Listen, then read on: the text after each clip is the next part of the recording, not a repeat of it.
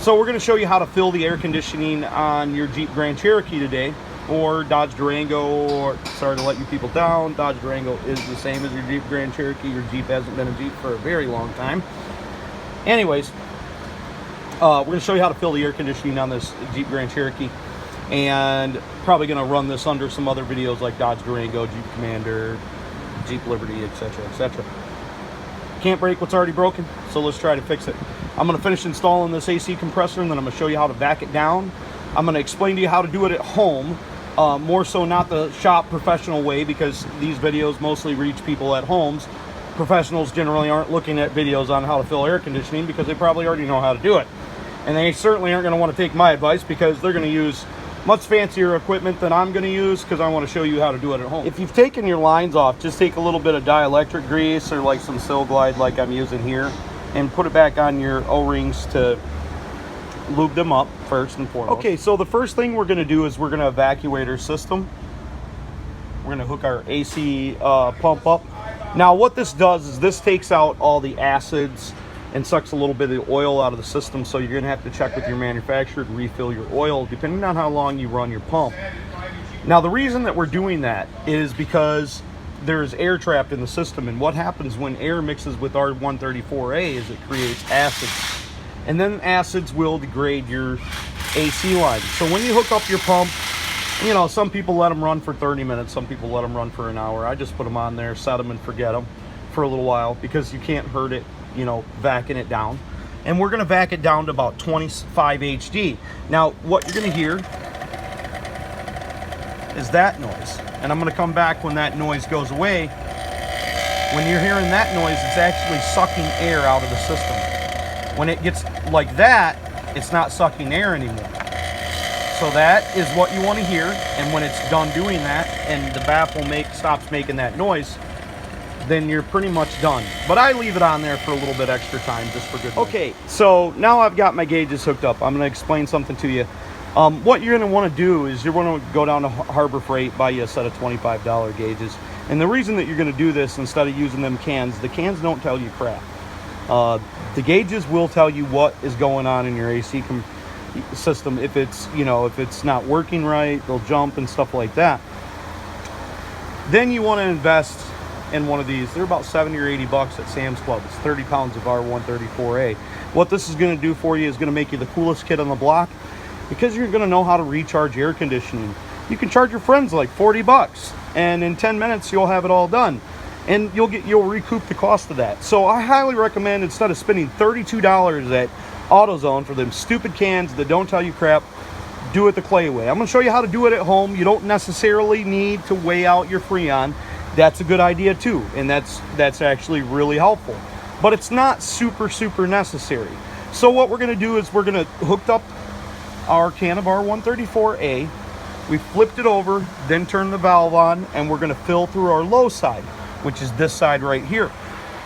Now, if your vehicle is equipped with an electric fan, because this information is for anything, doesn't matter if you have a Yugo, Mercedes, BMW, it's all the same.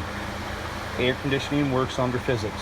What happens is when your Freon is in the big line, which is what they call your low level line, should be this one, I believe. It's a liquid, and then when it goes into your condenser, it sucks the moisture out of the interior cab of your vehicle, and then it makes it boil. Now it boils at 22 degrees Celsius. So what that basically means, it turns it into a gas. Then it runs up here through, you know, and it'll run through your compressor and your dryer and stuff like that. Then it runs up here into the condenser, and the condenser takes that heat away and changes it back to a liquid. It just does that all the time. It just runs in this big circle. Works under physics. Get a book, read about it a little bit. What we're going to do with the AC operating and the compressor running, we want approximately 25 to 45 on here, depending on the temperature outside. Average is 35. We want this needle to run at about 200 to 150, okay? That's PSI. That's why these lines break so much. And that is what this will do. If your fan's not working, this will overheat that and make that run up to 300 or 400 pounds of pressure, and then it blows off the valve, evacuates your AC system, or it blows out an O-ring and you lose Freon. So We're going to start it up and we're going to start filling it. We've got our gauges turned off, but we put a little bit of Freon in it.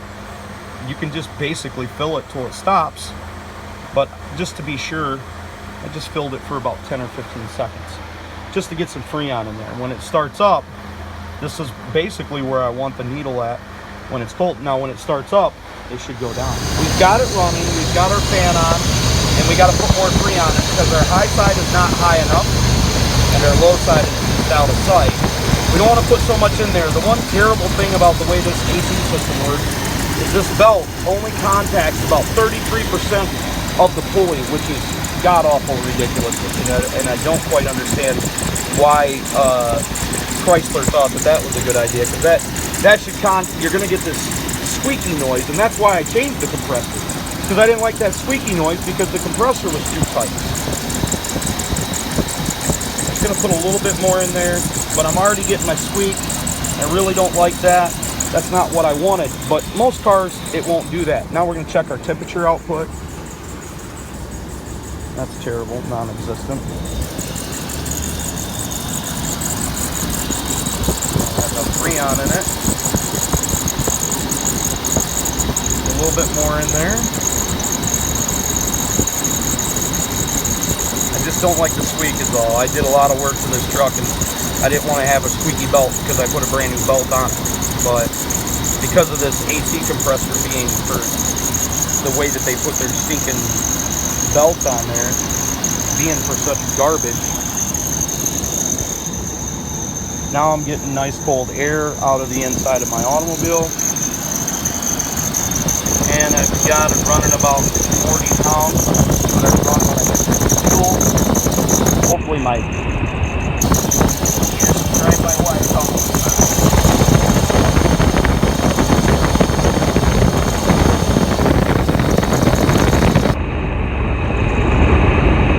I would have preferred the red be at, 150 to 200, but it could be because the system's so old that it's doing that, but it's outputting really good.